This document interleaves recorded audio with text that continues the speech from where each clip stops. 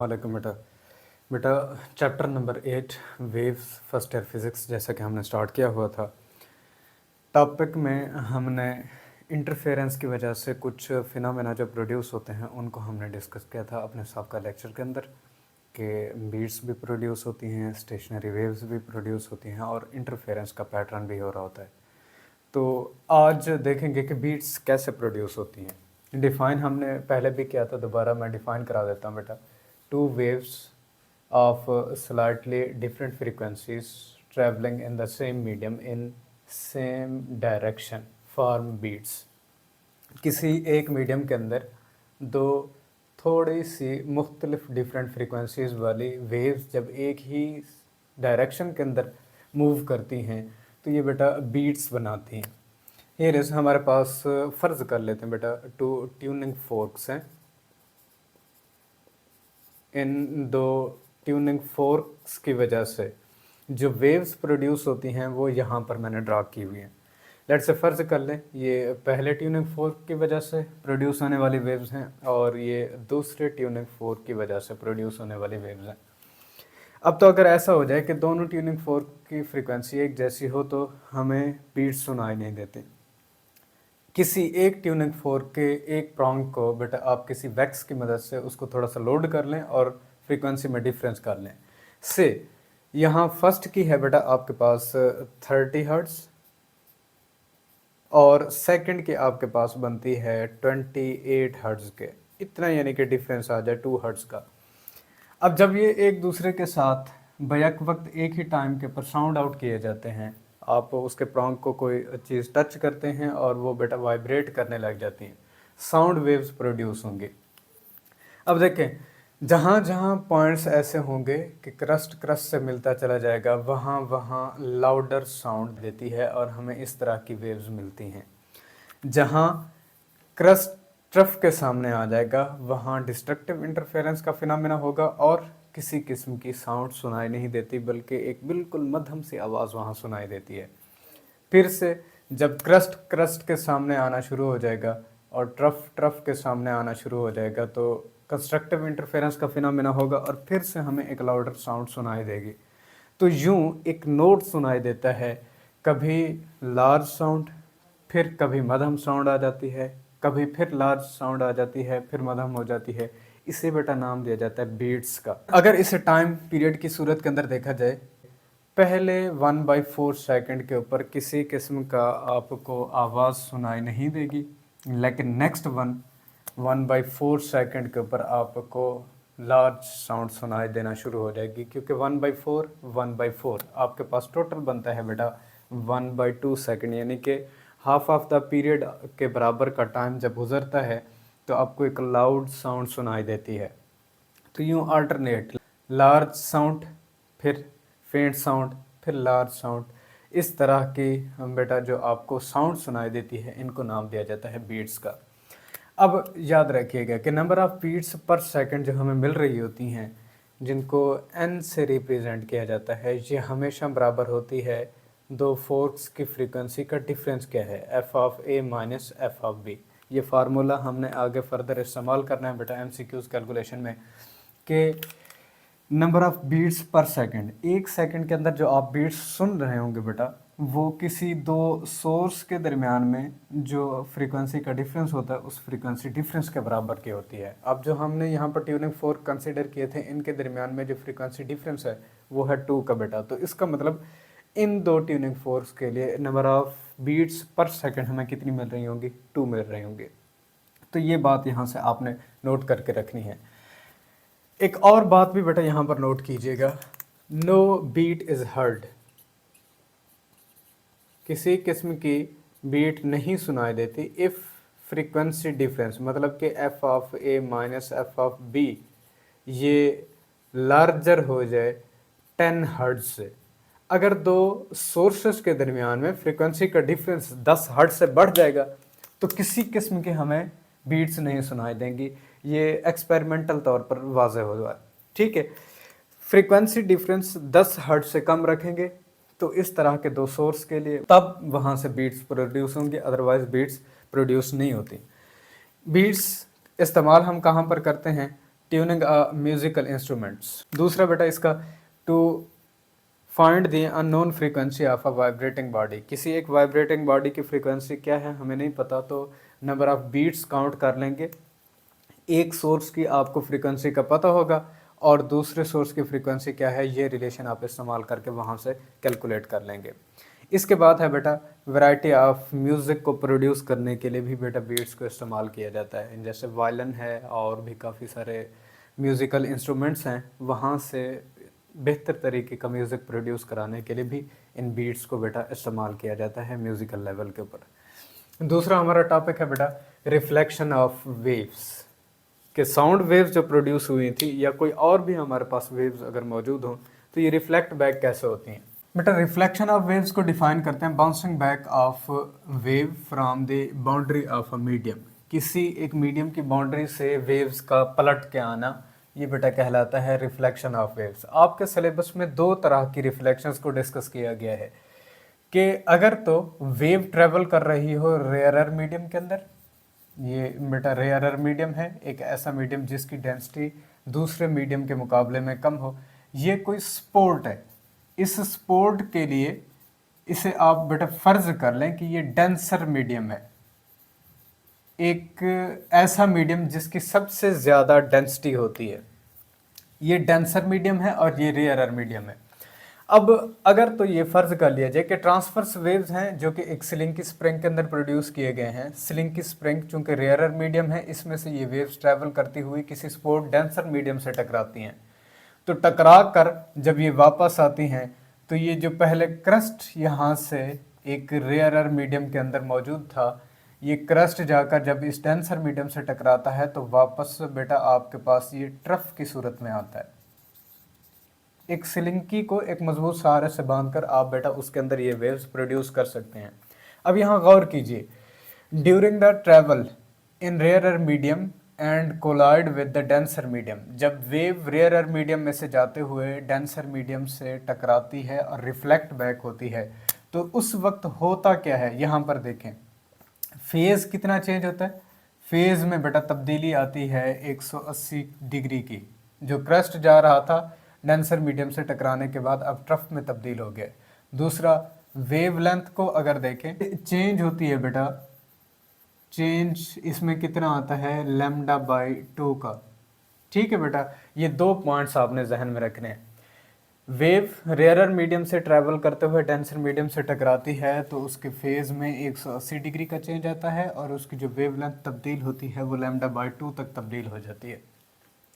अब दूसरी इसका कि अगर एक स्लिंग की स्प्रिंग को, यहाँ आपके पास ये स्लिंग की स्प्रिंग है, इस स्प्रिंग को बेटा आप कनेक्ट करते हैं दूसरी साइड से किसी स्ट्रिंग के साथ, किसी रस्सी के साथ।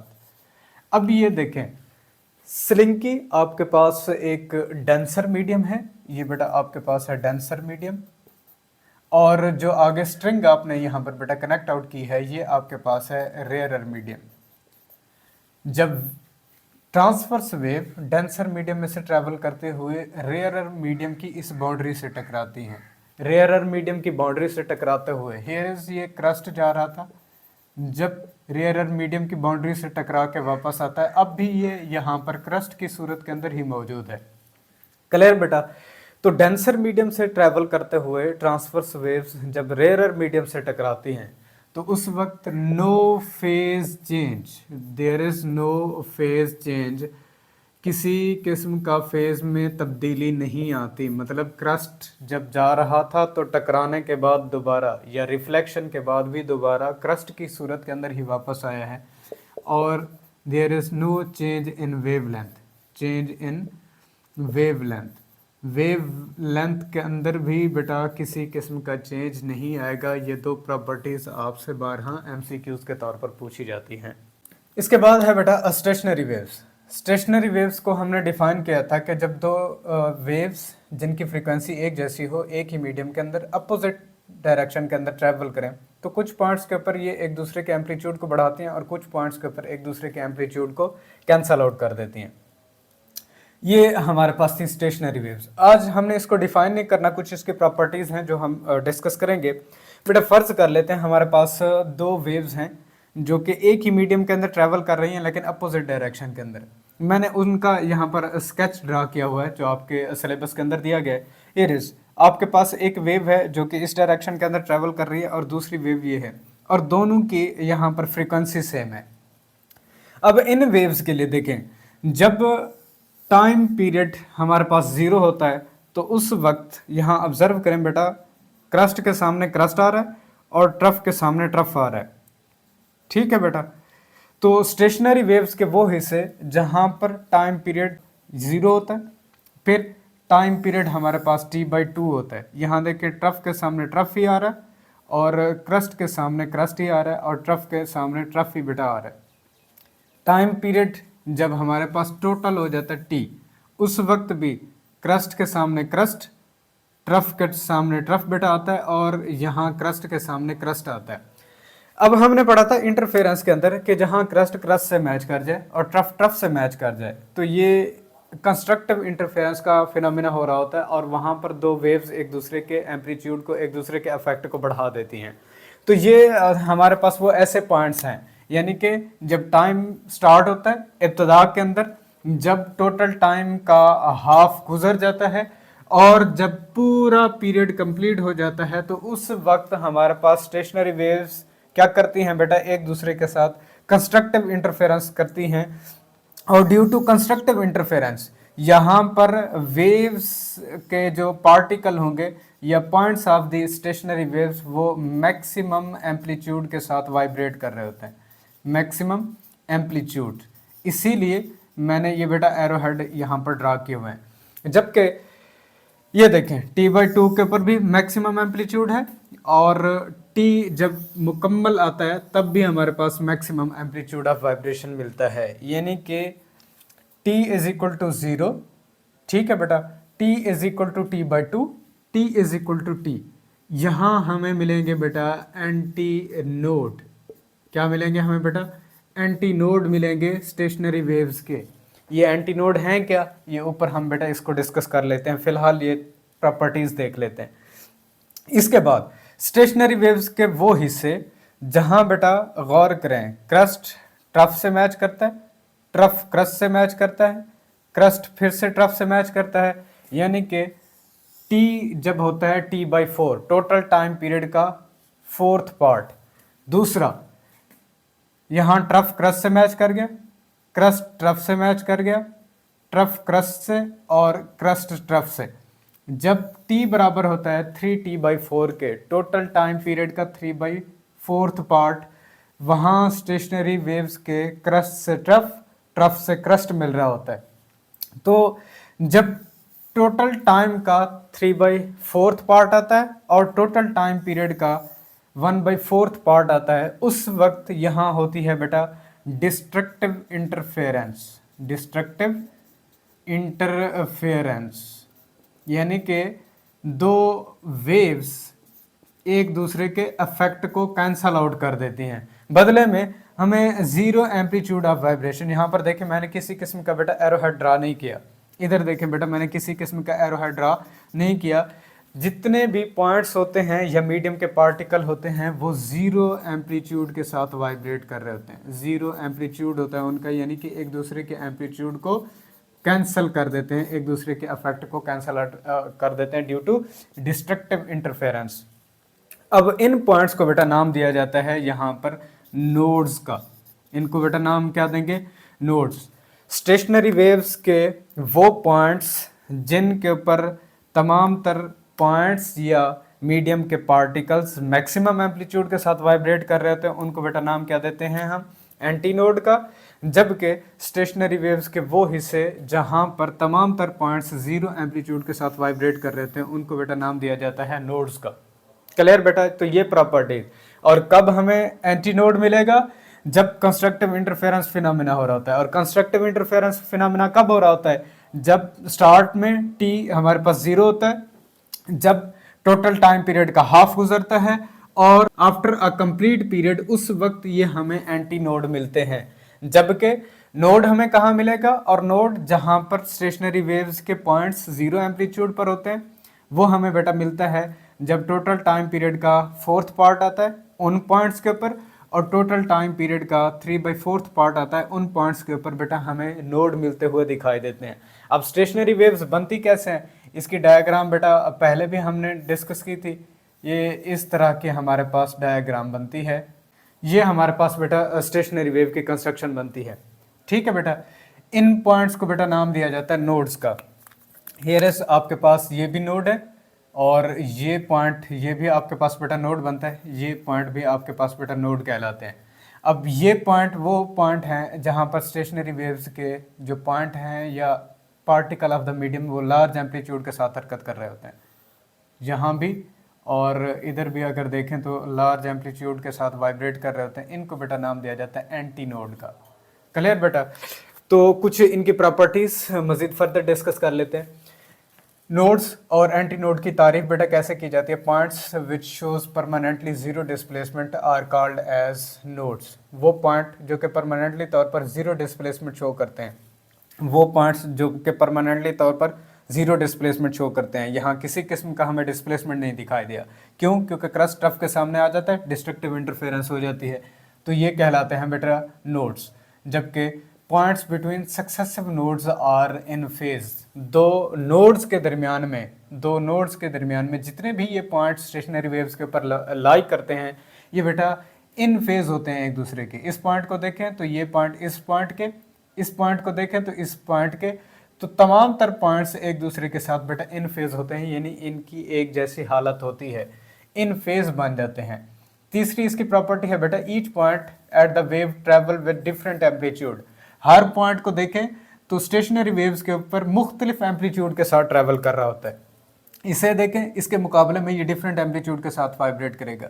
इसे देखें तो इसके साथ ये डिफरेंट एम्पलीट्यूड के साथ वाइब्रेट कर रहा होता है। तो इन स्टेशनरी वेव्स के ऊपर हर पॉइंट डिफरेंट एम्पलीट्यूड के साथ बेटा क्या कर रहा होता है? ये मूव कर रहा होता है, ट्रैवल कर रहा होता है। The next one property, points of the waves which move with the larger amplitude are called as antinode। वो स्टेशनरी वेव्स के हिस्से या स्टेशनरी वेव्स के वो पॉइंट्स जो कि एक लार्ज एम्पलीट्यूड के साथ वाइब्रेट कर रहे होते हैं, उनको बेटा नाम दिया जाता है यहाँ पर एंटीनोड का। और एंटीनोड हमें कहाँ मिले थे? t = 0, t हमारे पास था t/2 के, और t जब कंप्लीट पीरियड के बराबर बनता है तो उस वक्त हमें एंटीनोड मिलता है। उसकी वजह क्या है कि क्रस्ट से मिल जाता है, ट्रफ से मिल जाता है, और कंस्ट्रक्टिव इंटरफेरेंस का फिनोमेना यहाँ पर प्रोड्यूस हो जाता है। इसके बाद distance between two consecutive antinode और टू कंसेक्टिव नोड्स इज λ/2। अगर दो कंसेक्टिव यानी कि लगातार नोड्स के दरमियान में या लगातार एंटी नोड्स के दरमियान में डिस्टेंस को देखना चाहेंगे तो वो डिस्टेंस हमारे पास बेटा बनता है λ/2 का। अब कैसे? एक आपने वेव बेटा यहाँ से कंसीडर करनी है। ये वेव आपके सामने जो आ रही है, मैं इसे कंसीडर कर लेता हूँ। हियर इज आपके पास ये टोटल डिस्टेंस बनता है लैम्डा का। यहाँ से लेकर यहाँ तक आपके पास बेटा क्या बना? लैम्डा। अब देखें यहाँ से यहाँ तक ये डिस्टेंस हमारे पास, मैं ये बना देता हूँ, हमारे पास ये टोटल कितना था बेटा? लैम्डा, और दो बराबर हिस्सों के अंदर तकसीम कर देंगे तो ये λ/2 बन जाएगा। इस नोड और इस नोड के दरमियान में डिस्टेंस को देखें λ/2, इस नोड से इस नोड के दरमियान में देखेंगे बेटा λ/2। जब दोनों को जमा करेंगे तो आपके पास किसी एक वेव के लिए बनता था ये लैम्डा, ठीक है, एक वेव के लिए। अब यही बात उसने यहाँ पर कही है, दो कंसेक्टिव नोड्स के दरमियान में ले लें या फिर दो कंसेक्टिव एंटी नोड्स के दरमियान में डिस्टेंस को लेना चाहेंगे तो वो आपके पास बेटा λ/2 के बराबर होगा। Distance between node and the antinode is λ/4। Consecutive एक नोड हो और दूसरा एंटी नोड हो, कंसेक्टिव नोड के बारे में नहीं मैं कह रहा, एक कंसेक्टिव नोड और उसी के साथ जुड़ा हुआ मुत्तसिल जो आपके पास एंटी नोड है। एक एंटी नोड ये है, एक आपके पास बेटा नोड ही है। इसी नोड और इसी एंटी नोड के दरमियान में अगर इस फासला को देखना चाहेंगे, देखें ये इन दोनों का हाफ बन रहा है, ठीक है बेटा। हाफ अगर बन रहा हो तो λ/2 का मजीद आपने हाफ करना है, वो कितना बनेगा? 1/2, और इंटू λ/2 करेंगे तो आपके पास बेटा कितना बनता है? λ/4। यही बात वहां पर उसने लिखी हुई है कि अगर नोड और एंटी नोड के दरमियान में डिस्टेंस को देखना चाहेंगे तो ये λ/4 के बराबर होता है। ये दोनों अहम MCQs हैं जो बार बार रिपीट की गई हैं बेटा। सेवंथ वन प्रॉपर्टी है energy remain standing between the nodes, के स्टेशनरी वेव्स के नोड्स के दरमियान में हमेशा एनर्जी स्टैंड रहती है, यानी कि ग्रिप आउट रहती है, इन्हीं के दरमियान में एनर्जी ट्रैवल करती रहती है। इसी बुनियादों पर बेटा स्टेशनरी वेव्स को एक और नाम दिया जाता है स्टैंडिंग वेव्स का।